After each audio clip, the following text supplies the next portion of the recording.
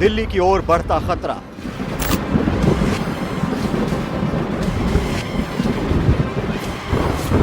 पंजाब के 1000 गांव पानी पानी।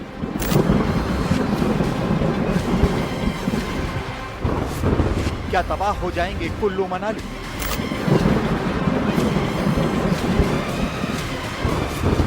रेगिस्तान में पानी का समंदर।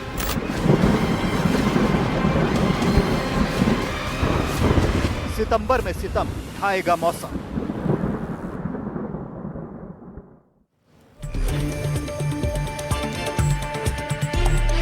एनडीटीवी इंडिया में आपका स्वागत है। शाम के 5 बजे की हर बड़ी खबर देख रहा है इंडिया मेरे साथ।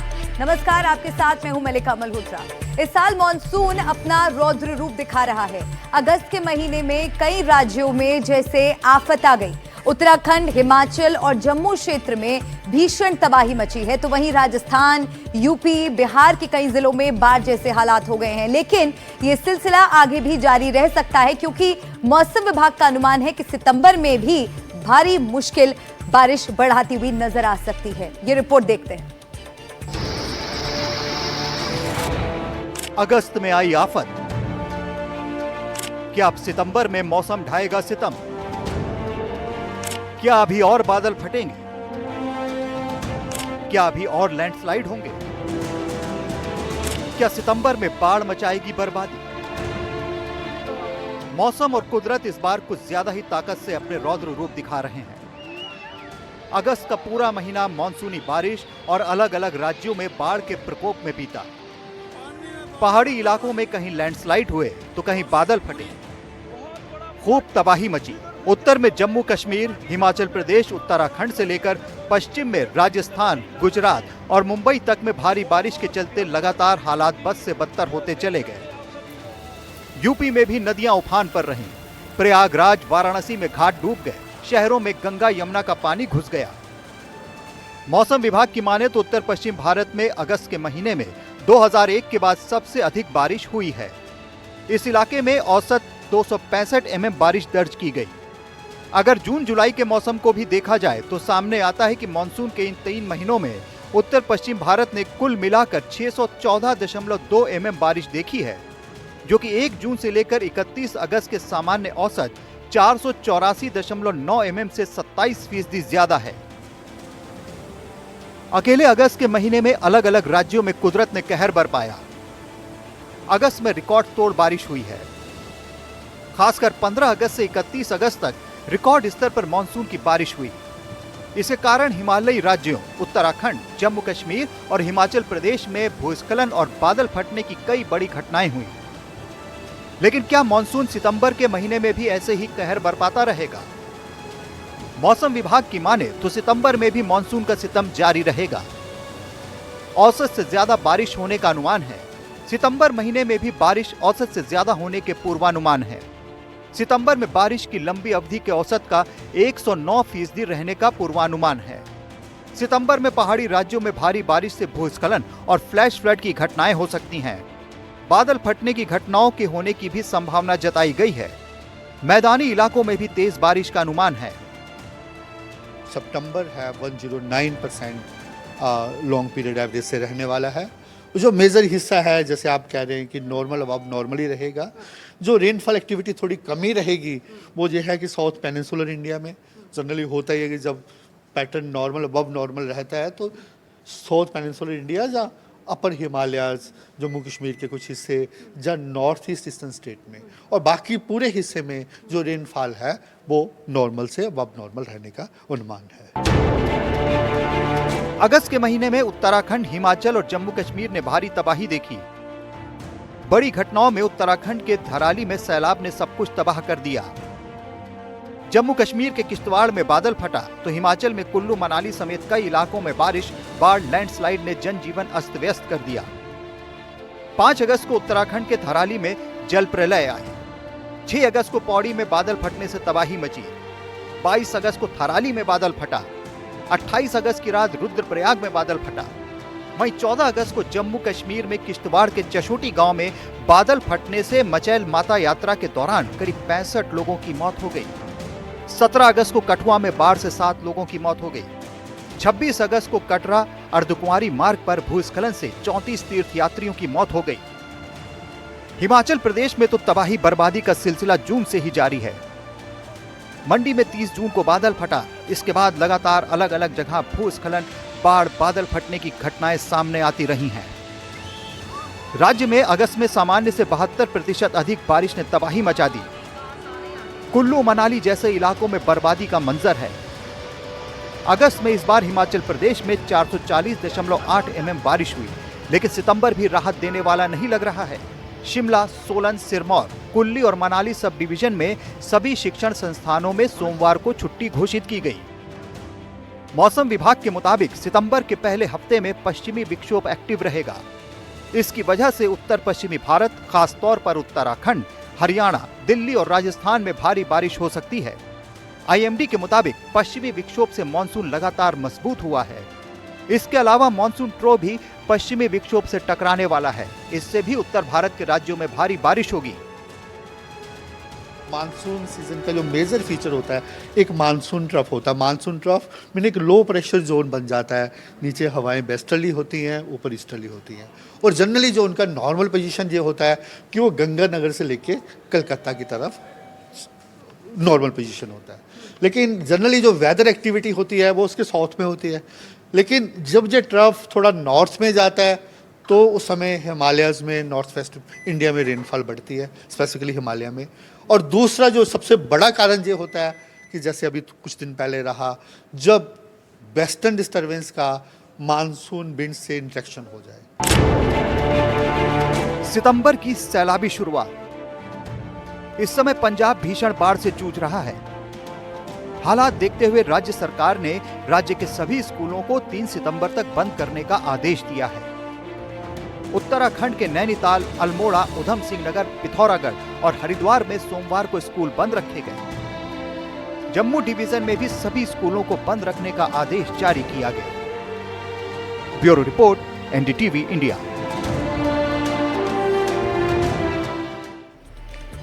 बात हिमाचल प्रदेश की करें तो हिमाचल प्रदेश में भूस्खलन की कई घटनाएं सामने आ रही हैं। वहीं ऊना, बिलासपुर, शिमला, सोलन और सिरमौर में भारी बारिश का अलर्ट जारी किया गया है। अब तक प्रदेश में पानी ने जो तबाही मचाई है उससे काफी नुकसान हुआ है। कई घर, होटल बर्बाद हो गए हैं, सड़कें टूट गई हैं, नदी ने अपना रुख मोड़ लिया है। देखिए ये रिपोर्ट।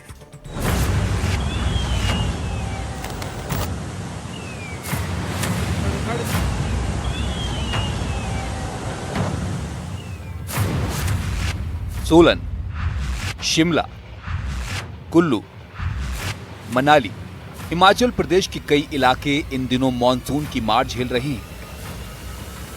कहीं दरकते पहाड़ तो कहीं पानी का सैलाब, ढहते मकान, तैरते सामान, हर तरफ तबाही का मंजर है।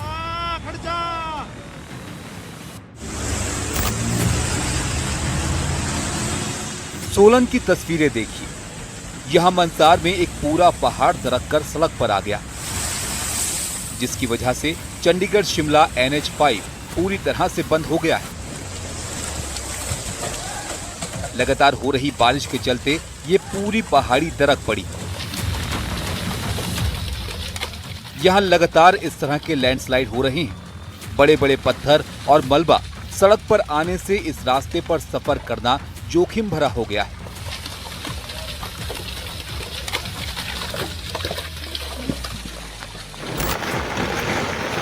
शिमला में भी कुछ इसी तरह के हालात हैं। यहां भी लगातार पहाड़ दरक रहे हैं। तेज बारिश का सिलसिला भी जारी है। भूस्खलन की वजह से शिमला में 4 लोगों की मौत हो गई है। एक पूरा घर भूस्खलन की चपेट में आ गया। जगह जगह रास्ते में कटान देखने को मिल रहा है।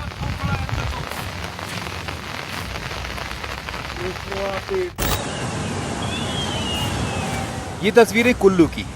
देखिए कैसे पानी के तेज बहाव में पूरा का पूरा घर ढह गया और खिलौने की तरह पानी के तेज बहाव में बह भी गया।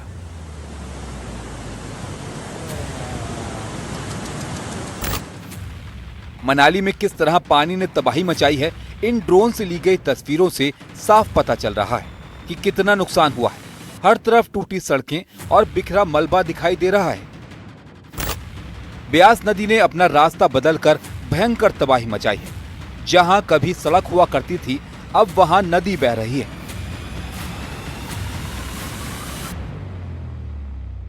मैं इस वक्त नगर एक जगह पड़ता है जो कि मनाली के नीचे है। यहाँ आप देखिए कि ये जो पुल आप देख रहे हैं, उस पुल के नीचे से ब्यास नदी बहती थी और उस पुल के नीचे से ब्यास नदी बहती थी और यहाँ जहाँ से ये पुल कट गया है, ये पूरी सड़क हुआ करती थी, यहाँ से सड़क जाती थी। लेकिन आज आप देखिए, ब्यास नदी का बहाव देखिए, कटान देखिए, और ब्यास नदी ने अपने जो धारा है उसको कैसा मोड़ा है, 90 डिग्री पर मोड़ा है।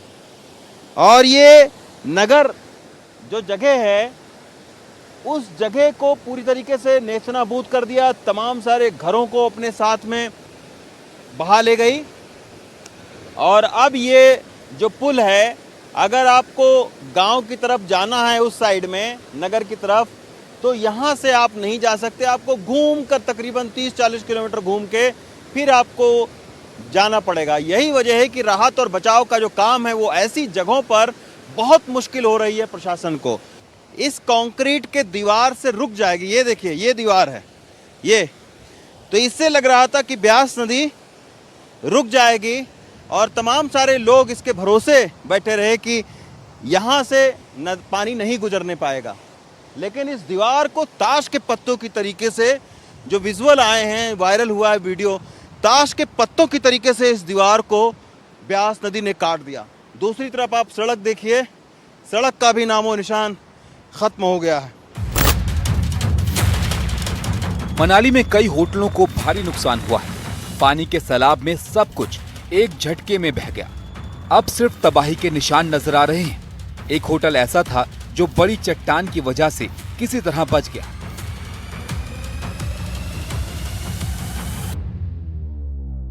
ये देखिए, पानी ने यहां से ऐसे काटा है। ये देखिए, ये भी पूरा खोखला हो गया है। यहां से पानी यहां तक चल रहा था और ये पूरा जो है, अब आप सोचिए, यहां तक ये पानी चला और नीचे तमाम सारे स्ट्रक्चर थे, उनको जमींदोज कर गया। बस ये चूंकि चट्टान पर, ऊंचाई पर बना हुआ था, तो इस चट्टान की वजह से होटल सुरक्षित रह गया। अगर ये नीचे होटल होता तो इसको काफी नुकसान होता। हिमाचल प्रदेश में मानसून के कहर से भारी नुकसान देखने को मिला है। मानसून में अब तक 320 लोगों की मौत हो गई है। 379 लोग घायल हैं, जबकि 40 लोग लापता हैं। बाढ़ से अब तक 4,569 घर तबाह हो चुके हैं। 1,885 पालतू पशुओं की मौत हो गई है। 2,174 बिजली ट्रांसफार्मर ठप पड़े हैं। इसके साथ ही 365 जल आपूर्ति योजनाएं भी ठप पड़ी हैं। चंबा में 253 सड़कें बंद हैं, वहीं मंडी में 265 सड़कें बंद हो गई हैं। फिलहाल सितंबर में भी हिमाचल प्रदेश में भारी बारिश का कहर जारी रहने वाला है, क्योंकि मौसम विभाग ने कई जिलों में रेड और ऑरेंज अलर्ट जारी किया है। Bureau report, NDTV India.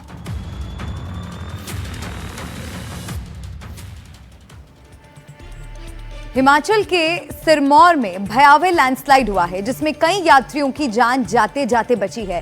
Landslide के वक्त गाड़ियों की कतार वहां से गुजर रही थी। देखिए कुदरत की कहर की ये तस्वीरें। भीषण जल प्रहार से पहाड़ दरक रहे हैं। सबसे ज्यादा असर हिमाचल प्रदेश में देखने को मिल रहा है। ये तस्वीरें हिमाचल के सिरमौर की हैं। जरा देखिए कैसे यहां अचानक पहाड़ों से मलबे का सैलाब आया और लोगों में दहशत फैल गई। ये इलाका नौहराधार का है। यहां से गुजर रहे यात्रियों ने इस भयंकर लैंडस्लाइड को अपने कैमरे में कैद किया है। हादसे के वक्त कई गाड़ियां सड़क से गुजर रही थीं कि अचानक पहाड़ का एक हिस्सा भरभराकर गिरने लगा। जरा देखिए यहां कैसे लैंडस्लाइड ने लोगों में दहशत फैला दी। लोग गाड़ियों को छोड़कर और जान बचाकर भाग रहे हैं। गनीमत इस बात की है कि लोगों ने पहले ही पहाड़ पर हो रही हलचल को महसूस कर लिया था और वक्त के रहते उन्होंने गाड़ियों को आगे जाने से रोक दिया और प्रभावित इलाकों से दौड़कर भागे, जिससे किसी तरह की जनहानि नहीं हुई और सबकी जान बच गई। और अब बात करते हैं पंजाब की, जहां पर हालात बेहद खराब हैं। पंजाब के कई जिलों में बाढ़ से हालात बिगड़ते चले जा रहे हैं। कहीं सड़कों पर हर तरफ पानी है तो कहीं पूरे के पूरे गांव पानी में डूबे हुए हैं। लोग बाढ़ के इलाकों में फंसे हुए हैं, उनके घर तबाह हो गए हैं। हालात बेहद बिगड़ते चले जा रहे हैं। एक रिपोर्ट आपको दिखाते हैं।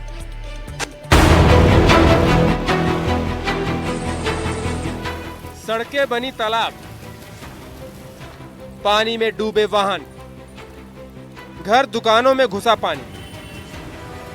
ये जालंधर का हाल है। लोग घुटनों से ऊपर तक भरे पानी में चलने को मजबूर हैं। जगह जगह चक्का जाम लगा हुआ, पूरा जनजीवन अस्त व्यस्त हो गया है।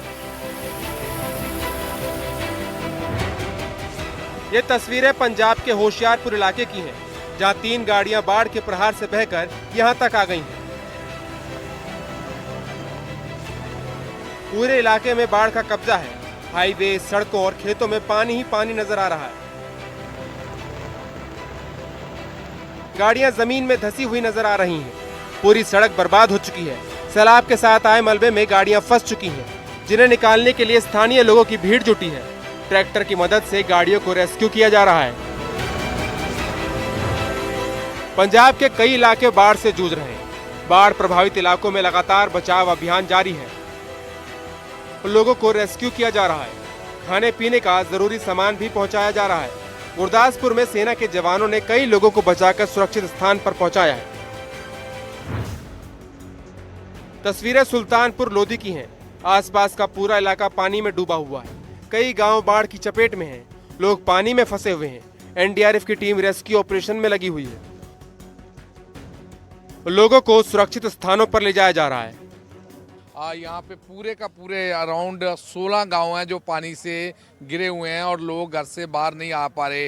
यहाँ देख रहे हैं कि बोर्ड के द्वारा उनके पास खाना पीना सब कुछ दिया जा रहा है और लगातार यहाँ पे जो rescue operation NDRF, Indian army, BSF और लोकल एडमिनिस्ट्रेशन के द्वारा चलाया जा रहा है। यहाँ पे भी आर्मी फोर्सेस के द्वारा लगातार रेस्क्यू ऑपरेशन चलाया जा रहा है और वहीं हम देख रहे हैं कि लोग यहाँ पे कई तरह की परेशानियाँ फेस कर रहे हैं, लेकिन उनके लिए खाना पीना यहाँ से बोर्ड के द्वारा, अलग अलग एजेंसियों द्वारा, एनडीआरएफ, आर्मी, लोकल एडमिनिस्ट्रेशन के द्वारा उन तक खाना पहुँचाया जा रहा है। गांव के लोगों को कई तरह की दिक्कतों का सामना करना पड़ रहा है। खाने पीने से लेकर एक जगह से दूसरी जगह जाने तक कई परेशानियां सामने आ रही हैं। कितनी मुश्किलें आप फेस कर रहे हो पिछले काफी दिनों से? बहुत ज़्यादा मुश्किलें। 4-4 फुट साढ़े घरां 'ਚ पानी आ। सिर्फ कोई साडा नहीं सरकार ने साथ दिता। सिर्फ बाबियां ਵੱਲੋਂ ही कार सेवा का काम चलता तो साडा गुजारा होण डिया। और पूरे कितने के गांव हैं इस पूरे एरिया में? अगर बात करें पूरे 16 गांव है इस अंदर टापू में। जो 16 गांव हैं, हमारे साथ कुछ और भी लोग हैं। तो आप भी अभी आ रहे हो बोट के थ्रू, यहाँ पे आ रहे हो, कौन सा गांव है और कितनी की मुश्किलें आप फेस कर रहे हो? बहुत जी, बोट पर ही आए हैं। बहुत पानी घर में भरा है, छतों पे ऊपर रह रहे हैं। बहुत मुश्किल हालात हैं। बाढ़ के हालात को देखते हुए पंजाब में सभी कॉलेज और यूनिवर्सिटीज 3 सितंबर तक बंद रहेंगी। कई जिलों में रविवार रात से भारी बारिश हो रही है। इस बीच बाढ़ के हालात को लेकर केंद्रीय गृह मंत्री अमित शाह ने पंजाब के मुख्यमंत्री और राज्यपाल से फोन पर बात की। फिलहाल पंजाब के जिलों में बाढ़ से बुरे हालात हैं और लोगों को बचाने का काम लगातार जारी है। Bureau report, NDTV India. तो पंजाब में ये भयावह मंजर देखने को मिल रहा है। बात दिल्ली की करें तो दिल्ली में भी बाढ़ का खतरा मंडराने लगा है। पहाड़ों पर हो रही लगातार बरसात के चलते कई नदियां उफान पर हैं। दिल्ली में यमुना का स्तर पहले ही डेंजर लेवल पर है, लेकिन असली खतरा यहां अगले 24 घंटे में पहुंच सकता है। हथनी कुंड बैराज से यमुना में लाखों क्यूसेक पानी छोड़ा गया, जो दिल्ली की मुश्किलें बढ़ा सकता है।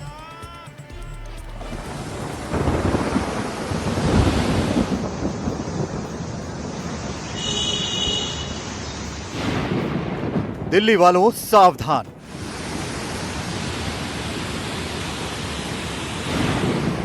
तेजी से आ रहा है खतरा।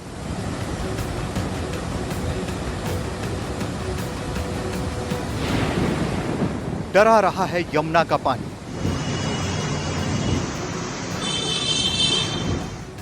दिल्ली से सटे हरियाणा में यमुना नदी में बाढ़ आ गई है। पहाड़ों के अलावा हरियाणा में भी भारी बारिश के चलते यमुना नगर में हथिनीकुंड बैराज पर नदी खतरे के निशान से ऊपर बहने लगी है। अहम बात यह है कि दिल्ली में भी बाढ़ आने का अंदेशा है, जिससे कई इलाके जलमग्न हो सकते हैं, क्योंकि यमुना नगर के हथिनीकुंड बैराज से लाखों लीटर पानी छोड़ा जा रहा है।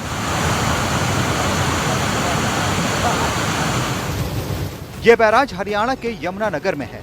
जब भी हथिनीकुंड बैराज से बड़ी मात्रा में पानी छोड़ा जाता है, दिल्ली की मुश्किल बढ़ जाती है। दिल्ली के लिए कहीं ना कहीं एक अलर्ट हो जाने की ज़रूरत है। अगले 25 से 30 घंटे तक दिल्ली में पानी पहुंचेगा और ऐसे में जो लो लाइंग एरियाज, निचले इलाके हैं, उनके लिए दिक्कतें बढ़ सकती हैं। फिलहाल जो ताज़ा जानकारी है ये भी बता दें कि जो यमुना नगर है, करनाल है, सोनीपत, हरियाणा के जो इलाके हैं, सभी इलाकों को अलर्ट कर दिया गया है। यमुना रिवर की तरफ वो ना जाएं और दिल्ली सरकार को भी इसके बारे में सूचना दे दी गई है कि जो निचले इलाके हैं उनको खाली करवा लिया जाए, क्योंकि ये पानी दिल्ली के लिए कहीं ना कहीं थोड़ा खतरा बढ़ा सकता है। पहाड़ों पर हो रही लगातार बरसात के चलते नदियां उफान पर हैं। हथिनीकुंड बैराज में भी पानी का स्तर बढ़ता जा रहा है और ये पानी अब निकाला जा रहा है। जानकारी के मुताबिक यमुना नदी पर हथिनीकुंज बैराज से हाई फ्लड की घोषणा की गई है। सोमवार सुबह 9 बजे पानी बढ़कर 3,29,000 क्यूसेक हो गया। 2.5 लाख क्यूसेक के बाद हाई फ्लड माना जाता है। हथिनीकुंड बैराज के सभी गेट खोल दिए गए हैं। ये सारा पानी यमुना में भेजा गया है। ये तो ऑलमोस्ट हाई फ्लड वाली सिचुएशन है, क्योंकि 2.5 लाख क्यूसेक पे हाई फ्लड की पोजीशन आ जाती है। और जैसे मैंने आपको बताया, अभी करंट में 2,40,000 है और जो गेज पोंटा पे है उसका इम्पैक्ट पूरा अभी तक हथिनीकुंड आए तो ये पानी 2.5 लाख से ऊपर जाएगा। ये पानी दिल्ली की ओर बढ़ रहा है। दिल्ली में यमुना का जल स्तर पहले से ही खतरे के निशान से ऊपर बह रहा है। ऐसे में और पानी छोड़ने से दिल्ली में यमुना उफानी रूप ले सकती है। दिल्ली सरकार को अलर्ट कर दिया गया है। यमुना नगर, करनाल, सोनीपत के सभी इलाकों को अलर्ट कर दिया गया है। लोगों को सलाह दी गई है कि फिलहाल यमुना के किनारे जाने से बचें। माना जा रहा है कि यह पानी अगले करीब 24 घंटे में दिल्ली पहुंच सकता है। दिल्ली में जया कौशिक के साथ bureau report, NDTV India.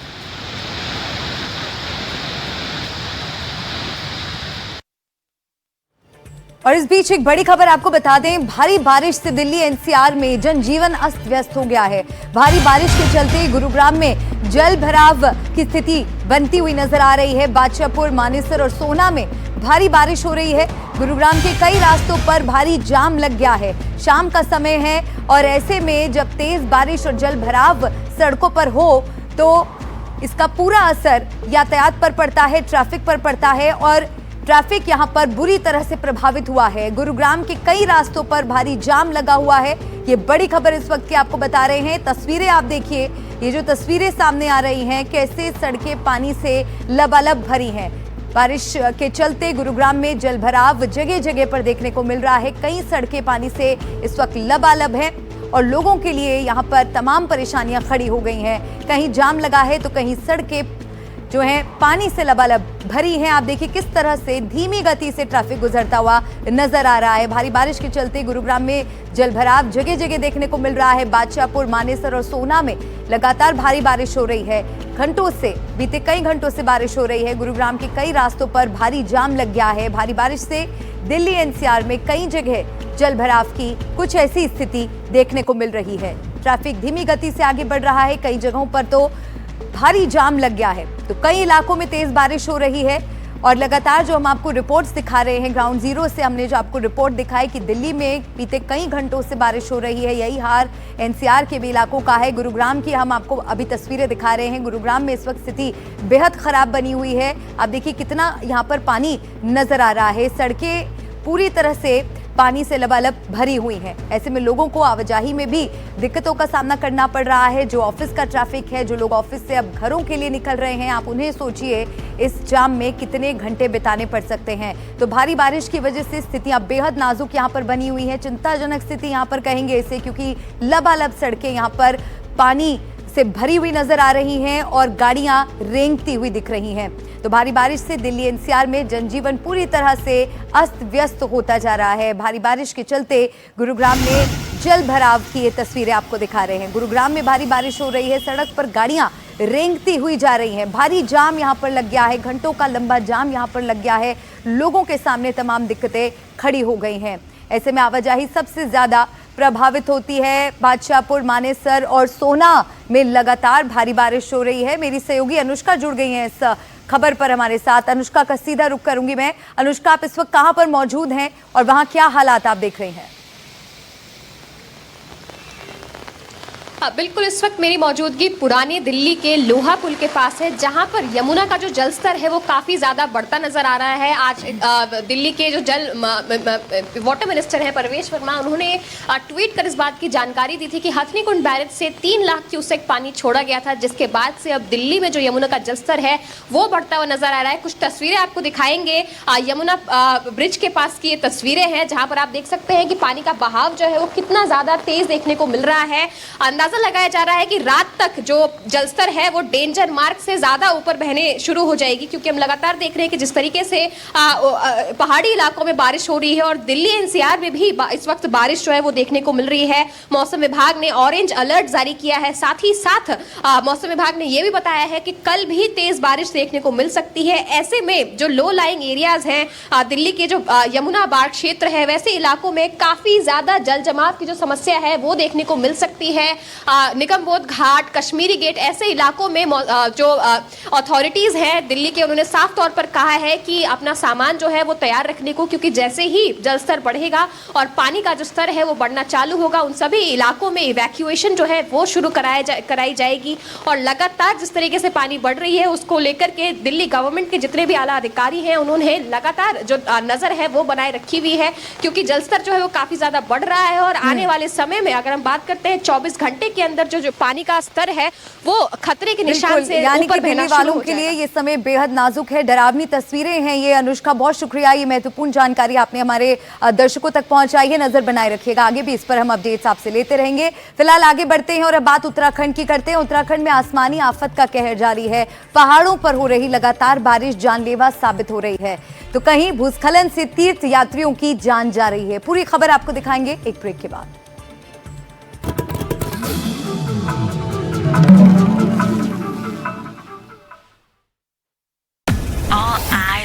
How has he seen a doll?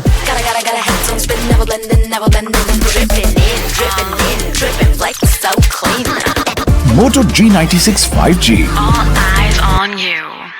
Hello Moto. गो आधारित खेती के महत्व को आगे बढ़ाने के इस दिशा में प्रयास प्रारंभ हुए। ये अन्नदाता किसान की आमदनी को भी बढ़ाने में योगदान देंगे और अन्नदाता किसान की आमदनी बढ़ेगी तो देश की समृद्धि को कोई रोक नहीं सकता है। उत्तर प्रदेश में गौवंश अब आस्था के प्रतीक ही नहीं, अर्थव्यवस्था का आधार भी बन गए हैं। ये बदलाव आया है मुख्यमंत्री योगी आदित्यनाथ की उन नीतियों की वजह से, जिसने गोवंश को संरक्षित करने के साथ उसे आजीविका का संबल भी बना दिया है। कान्हा उपवन में हम लोग काम करते हैं, हम लोग का परिवार अच्छे चलते हैं, हम लोग इसी में सेवा करते हैं। प्रदेश में साल 2019 में लागू हुई निराश्रित गोवंश संरक्षण नीति के तहत अब तक 12,50,000 गोवंश संरक्षित किए गए, जबकि 1,63,000 गोवंश को पशुपालकों को सौंपा गया। हर जिले में गौ उत्पाद आधारित स्टार्टअप खोले जा रहे हैं, जहां पंचगव्य औषधियां, जैविक खाद, बायोगैस, गोबर की ईंटें और गोबर पेंट जैसे उत्पाद तैयार हो रहे हैं। रिटायरमेंट के बाद लाल स्पोर्ट्स कार लूं या वर्ल्ड टूर? तू खाली पुलाव बना, मैं ऑर्डर करूं। पुलाव नहीं, प्लान। लाइफ इंश्योरेंस का रिटायरमेंट प्लान, गारंटीड पेंशन के साथ। सपनों को रखो सुरक्षित रिटायरमेंट प्लान के साथ। सबसे पहले लाइफ इंश्योरेंस। मेरे जैसे दमदार परफॉर्मेंस के लिए स्विच टू फुल सिंथेटिक। अब सबके बजट में भी। अब भी क्यों मैग्नेट से मिनरल पे चिपके हो? Switch to Valvoline full synthetic, performance भी और आपके बजट में भी। Madhusudan Dahi Milk and 100% Desi Ghee. Purity tested by gas chromatography. Amba Flexiol TMT, made with enhanced refined process. Experience the next level of steel.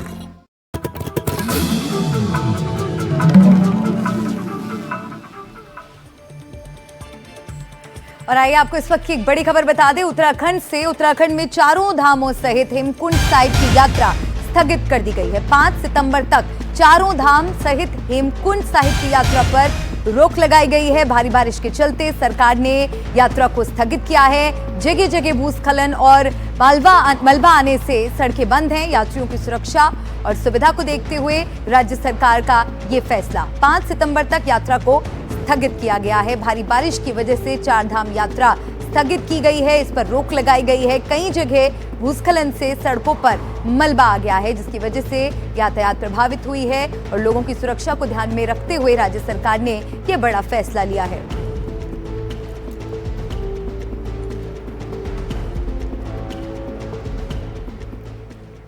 तो उत्तराखंड में आसमानी आफत का कहर जारी है। पहाड़ों पर हो रही लगातार बारिश जानलेवा साबित हो रही है। कहीं भूस्खलन से तीर्थयात्रियों की जान जा रही है, तो कहीं उफनते नाले और टूटती सड़कें लोगों के लिए मुसीबत का सबब बन गई है।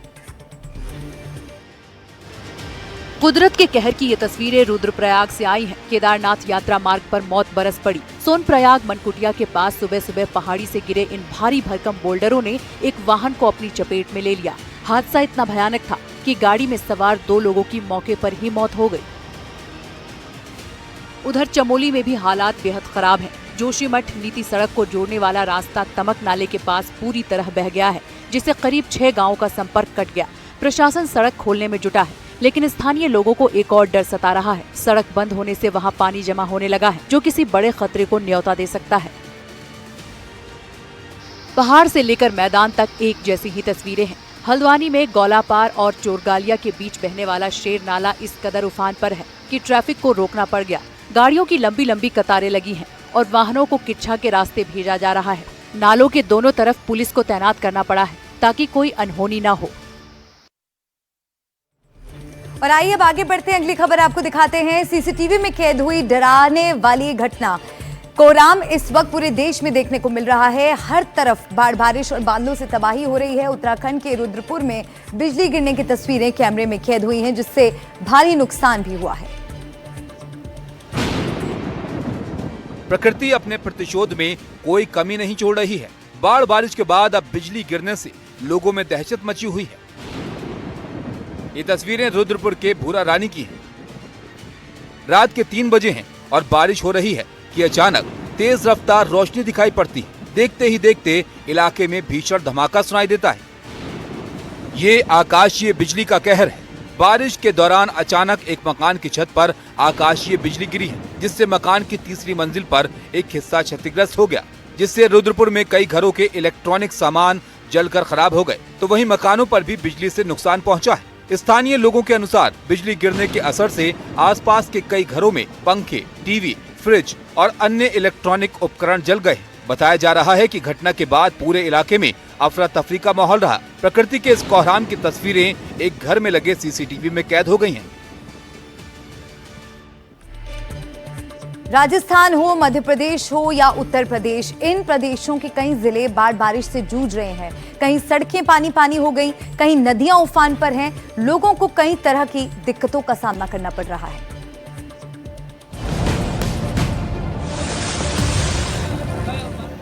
ये वो रेगिस्तानी इलाके हैं जो कभी सूखा झेला करते थे, लेकिन अब हर तरफ पानी की मार झेल रहे हैं। सड़कें मानो तालाब बन गई हैं।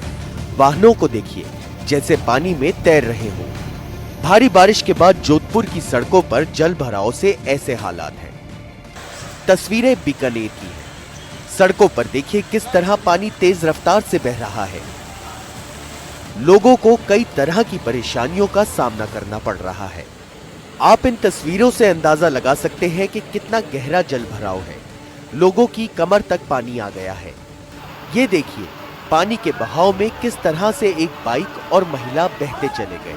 बीकानेर के अनेक निचले इलाकों में पानी भर गया। इस समय मैं बीकानेर के खुदा कॉलोनी में खड़ा हूँ, जहाँ मेरे पीछे देख सकते हैं बारिश के बाद जो यहाँ सड़क थी, आवागमन का रास्ता था, पूरी तरह से बह चुका है। ये सड़क पर बड़े बड़े गड्ढे हो चुके हैं। जहाँ कुछ दूर आपको दिखाऊंगा, जहाँ एक गाड़ी है जो फंसी हुई है, जो मिट्टी बहकर जो गाड़ी पूरी तरह से मिट्टी में फंसी हुई है। लोग यहाँ दहशत में जी रहे हैं। लंबे समय से यहाँ के लोग शिकायत कर रहे थे कि आए दिन यहाँ बरसात के समय पानी इकट्ठा हो जाता है, लेकिन स्थायी समाधान इसका नहीं हो रहा है। जयपुर की तस्वीरें देखिए। बरसाती नाले में स्कॉर्पियो कार बह गई। लोगों की मदद से किसी तरह कार सवारों को बाहर निकाला गया। जालौर जिले में लगातार बारिश ने जनजीवन को बुरी तरह से प्रभावित कर दिया है।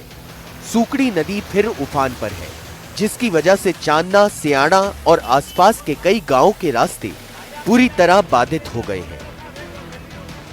राजस्थान के कई जिलों में अब भी बारिश देखने को मिल रही है।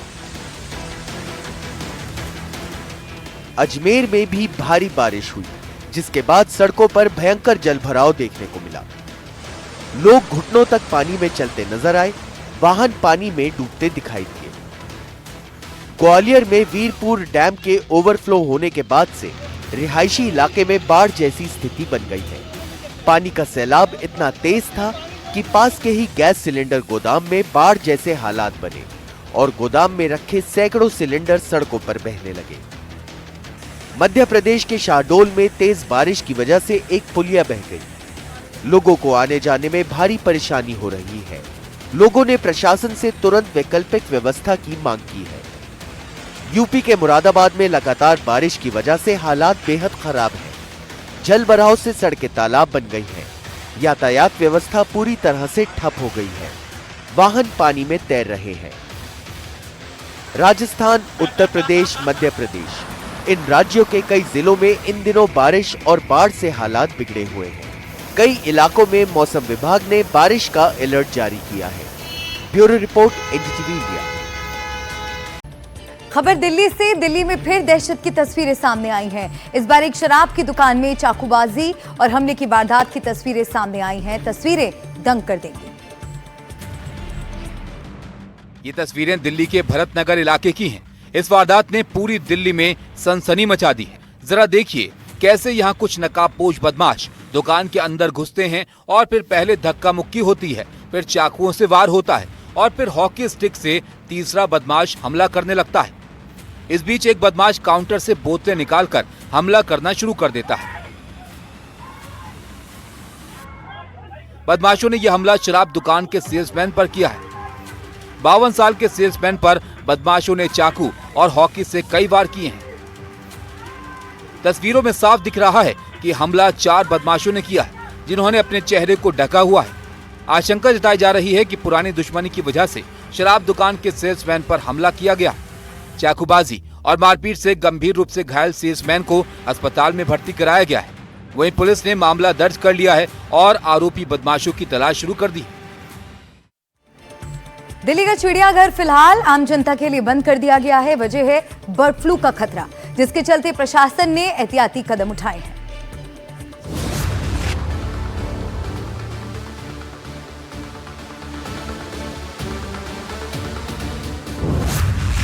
दिल्ली का नेशनल जू बंद है। वजह है बर्ड फ्लू का बढ़ता खतरा। दरअसल 2 पेंटेड स्टॉक की मौत के बाद उनके samples national institute of high security animal disease Bhopal भेजे गए थे और दोनों ही सैंपल H5N1 यानी बर्ड फ्लू के लिए पॉजिटिव निकले। रिपोर्ट आते ही प्रशासन हरकत में आया और अब अगले आदेश तक जू को बंद कर दिया गया है। रविवार का दिन है जब आमतौर पर यहाँ भीड़ उमड़ती है, लेकिन आज दिल्ली NCR ही नहीं, देश के अलग अलग हिस्सों से आए विजिटर्स को निराश होकर लौटना पड़ा। आप सभी को सूचित किया जाता है, बर्ड फ्लू फैलने के कारण चिड़ियाघर को अस्थायी रूप से बंद किया गया है। मैडम पहुंच ही नहीं पाए, पहले ही गेट पे बता दिया है कि जू बंद है, और ऑनलाइन देख रहे हैं तो कल देखा है तो खुला दिखाया है और अब देख रहे हैं तो बंद है। यहाँ आने के बाद में या तो पहले ही आप बता दें कि ये बंद है। कारण क्या बताया? कारण ये बताया है कि बर्ड फ्लू फैला हुआ है, इस वजह से बंद है। मैडम कब तक खुलेगा, बताया कुछ? नहीं मैम, कुछ नहीं बताया, नो आइडिया। गुड़गांव से आ रहे हैं, एक्चुअली जू देखने ही आए थे स्पेशल आज संडे था तो सोचा घूमने चलते हैं, और चेक भी किया था गूगल वगैरह पे तो फ्राइडे ऑफ बताता है, इसी करके आए थे, संडे को ओपन दिखा रहा था।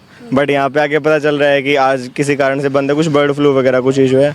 तो इन्होंने तो कभी देखा भी नहीं था, तो फर्स्ट टाइम ही आ रही थी। फर्स्ट टाइम आए हो? यस, मेरा सपना था मैं जू देख लूं कि कौन कौन से जानवर है इसमें तो इसलिए जू देखने आई थी। आज बंद है। बट आज बंद है। आप लोग कहाँ से आए हैं? नोएडा गाजियाबाद। गाजियाबाद से आए हैं। तो जू आज बंद है, पता है, आपकी जानकारी है? जानकारी नहीं थी इस बारे में, यहीं आके पता चला है। यहीं आके पता चला जी। रीजन पता चल पाया? नहीं, रीजन भी नहीं पता चला अभी। तो परिवार आपका बाकी और कौन कौन आए परिवार? बच्चे हैं, वाइफ है, सब लोग हैं। बहुत से लोग जू बंद होने की खबर से पास ही बने पुराना किला घूमने चले गए। लोगों को जब पूरा जू घूम के आते हैं, थक के यहाँ बैठते हैं, तो कुछ खाने की इच्छा होती है। लेकिन फिलहाल जाहिर सी बात है, ये भी वीरान इसलिए नज़र आ रहा है क्योंकि यहाँ पर लोगों की एंट्री बंद है, जू बंद होने के कारण, और जिसके चलते यहाँ पर जो स्टाफ है वो भी फिलहाल खाली है। ये बताइए, हर दिन वैसे जब जू खुला होता है कितने लोग आते हैं यहाँ पे खाने पीने के लिए? तो एंट्री गेट पर ही पता चलेगा कितने आते हैं कितने। आपका काम है तो ये सारी कुर्सियाँ जो भरी रहती हैं और दिन? नहीं, ऐसी कोई बात नहीं है, समय का से वो चल रहा है। वो हॉलीडे होता है या कोई भी लीव होता है तो होता है। काम को थोड़ा नुकसान पहुँचा ही है इसके कारण? हाँ, वो तो है ही है। हाँ। स्टाफ लेकिन पूरे टाइम से रहेगा यहाँ पे आपका? हाँ, स्टाफ के लिए कंटिन्यू खुली है। सबसे बड़ा सवाल यही है कि ये वायरस होता क्या है और क्या ये इंसानों तक भी पहुंच सकता है। चांसेस आइडियली वैसे कम रहते हैं अनलेस एंड अनटिल एक बहुत क्लोज कांटेक्ट हो, 1 मीटर के स्पेशली अगर अंदर अगर कांटेक्ट में रहता है तो चांसेस कम है। बट फिर भी हम उसको ओवरलुक नहीं कर सकते हैं, बिकॉज हमने कोरोना के टाइम पे देखा है कि कैसे एक वायरस जो है वो म्यूटेट करता है। जू प्रशासन का कहना है कि बीमारी फैलने से रोकने के लिए लगातार दवाई का छिड़काव हो रहा है और स्टाफ पीपीई किट पहनकर काम कर रहे हैं। ये किट है, जैसे हमारे कोविड में पहना गया था फेवी किट, तो यही है। इसके पहनने से थोड़ा बैक्टीरिया सब थोड़ा सा सही रहते हैं, और जू ने हमें दिया है पहनने के लिए। और ये दवाई जो है जो छिड़क रहे हैं, ये जो हमारी गाड़ियाँ आती हैं जाती हैं उसको टायरों पर पूरा छिड़कना पड़ता है। और ये बीरकोन दवा है, ये 10 लीटर में 400 ml इसको डाला जाता है उसका। फिलहाल दिल्ली का जू बर्ड फ्लू के खतरे के चलते अगले आदेश तक बंद कर दिया गया है, और अब ये कब खुलेगा अभी फिलहाल कह पाना थोड़ा मुश्किल है। कैमरा पर्सन ऋत्विक गुगनानी के साथ दिल्ली से मैं जया कौशिक, एनडीटीवी इंडिया के लिए। और एक ब्रेक के लिए यहाँ पर रुक रहे हैं, आप देखते रहिए एनडीटीवी इंडिया। मध्य प्रदेश की राजधानी भोपाल में चल रहे एनडीटीवी के इमर्जिंग बिजनेस कॉन्क्लेव में मुख्यमंत्री मोहन यादव शामिल हुए। इसमें उन्होंने कांग्रेस के वोट चोरी के आरोपों पर पलटवार करते हुए गांधी परिवार पर निशाना साधा। कहा कि नेशनल हेराल्ड केस में गांव परिवार ने चोरी की है। बिहार में इस समय 3 लड़के घूम रहे हैं, राहुल गांधी, तेजस्वी यादव, अखिलेश यादव। ये 2022 के 2 लड़कों के मुकाबले 3 लड़के हो गए। मेरा सवाल ये है कि वहाँ पर जो बात कही जा रही है कि बीजेपी वोट चोर हो गई है, क्या वोट चुराने का तरीका आप लोगों से सीख नहीं पाई कांग्रेस, या आप लोगों का तरीका जो है बहुत शार्प है? ये क शब्द के बजाय त लगा तो चलेगा क्या? ये लड़के नहीं, ये लड़ते रहेंगे। भाजपा जीतती रहेगी। इनका कौन फर्क पड़ रहा है? ये कब नहीं लड़ रहे थे? ये पिछले 2019 में लड़ रहे थे मोदी जी के सामने। इनके पिताजी लड़ रहे थे 2014 में। पिताजी चले गए, बेटे आ गए, बेटे के भी और बेटे आ जाएंगे। ये लड़ते रहेंगे, बीजेपी बढ़ती रहेगी, कोई फर्क नहीं पड़ने वाला। लेकिन वोट चोरी का आरोप चिपक जाएगा। नहीं, ये जो वोट चोरी, मैंने आपसे कहा कि जैसे अब इनकी जाही विधि राखे राम ताही विधि रही है, इनके जो भाव है ऐसे चल नहीं सकते। चोरी शब्द का अर्थ इनके अपने आप की जमानत के अंदर छिपा हुआ है, जिसपे ये सब जमानत पे हैं। राहुल गांधी पे क्या आरोप है? काय की जमानत पे है वो? नेशनल हेराल्ड का मामला क्या है? पैसे चोरी का तो है। बता दे किसी हमारे नेता पे ऐसा कोई आरोप हो। ये घटना आपको याद होगी ना, माँ पे है, बेटे पे है, बेटी पे है, तो ये वो दामाद पे है।